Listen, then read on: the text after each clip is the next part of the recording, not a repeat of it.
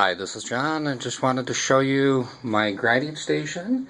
It uses what I've got, and obviously it'd be great to have a low-speed grinder, CBN wheels, all of that. But I started years ago with a Central Machinery Harbor Freight cheapo grinder, and it's got the original wheels on there. But as far as the actual grinding, instead of going out and buying a grinding jig on here, I went ahead and decided to make my own. And with that, this is made out of red oak. It's basically copying commercial versions, other versions I've seen, and so far it works. So saved myself quite a bit of money. And the heart of it on here is this long rail. Essentially, it just has a slot cut into it on the table saw. Tapped in underneath here is a couple 1/4 20 bolts, or actually nuts on there, as well as eye bolts through here. And with that, I can do all the sharpening I need. The previous sharpening, such as just basic hand tools, as well as skews, wood turning tools, all of that. And one thing that I wanted to decide was whether to go ahead and have separate rails set up for each grinding stone. And I figured I would go with my finest, and if I needed to, I could certainly go ahead and pop another bolt on the other side. With this, I also decided that I did need to have the pocket in order to use the put the Ellsworth grind on there. But I did want to have a adjustable platform. So on here, the platform, real easy. Again, it is just another eye bolt, and it adjusts for me. I can go ahead, set up a skew, and get that right up in there. And the nice thing is that when I'm done with it, I can just flip it over. It's out of the way. And I don't know if it's original to me. I've not seen anybody else do that. Put a hinge down in here. And with that, again, it was just parts I had on hand. So along with that, let me reach across the Ellsworth grind, or the grinding jig. Again, this was just a prototype. I decided to do a sample. If it worked out, go ahead and come out with a better quality. Use some corian or some hardwood, but this was just some pine that I had. And as far as the rod on here, I went with some high quality carbon fiber. But actually, if you can tell what the original source was, my other hobby is bow hunting. And here was one of my favorite arrows that no longer is one of my favorite, but I can keep it in use. So on here, I have the end of the pocket with the joint.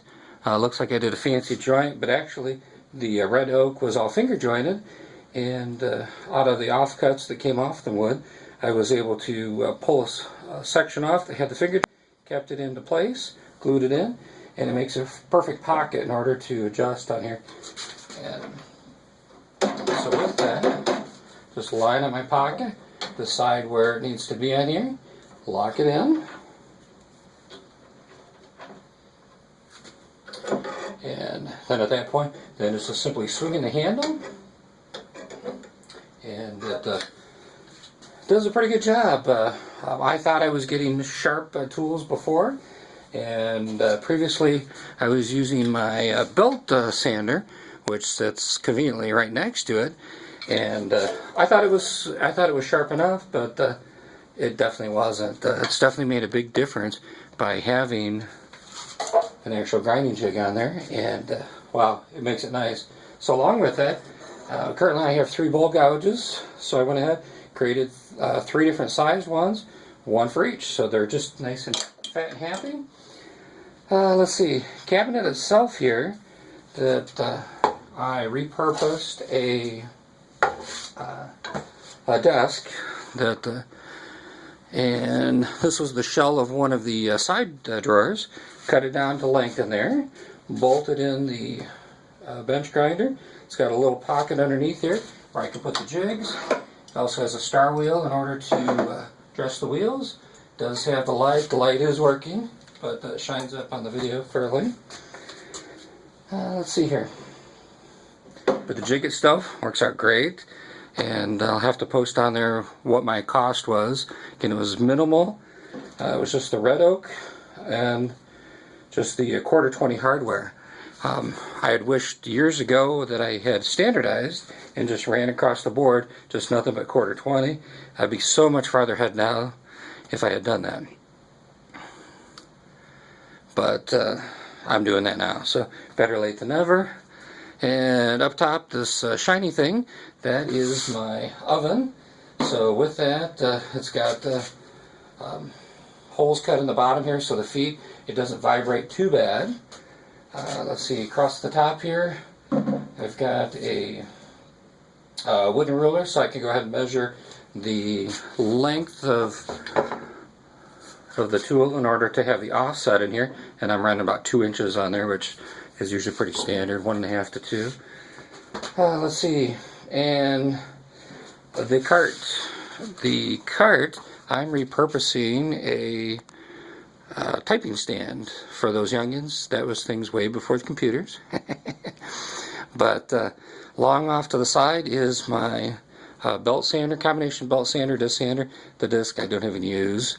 And I was kind of concerned about the side leaf, that it would vibrate too much, but it actually doesn't. I'll turn it on just for a second. And it runs nice now. I might show later as far as the improvement that I made to it. Let's see. But below that, I just have some extra storage. And the side leaf on the left-hand side, I have not actually used yet. So just briefly, I will turn on the grinder so you can see things don't vibrate off too bad.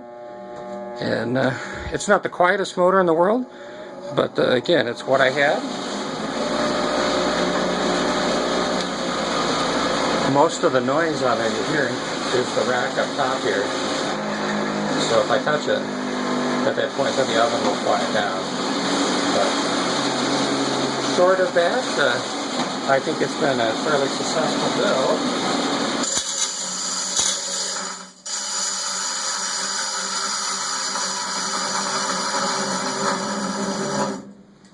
Use my star grinder on there to slow her down. And let's see, but that is my version of a grinding jig. And again, at the end here, I'll put up the numbers as far as what it cost me.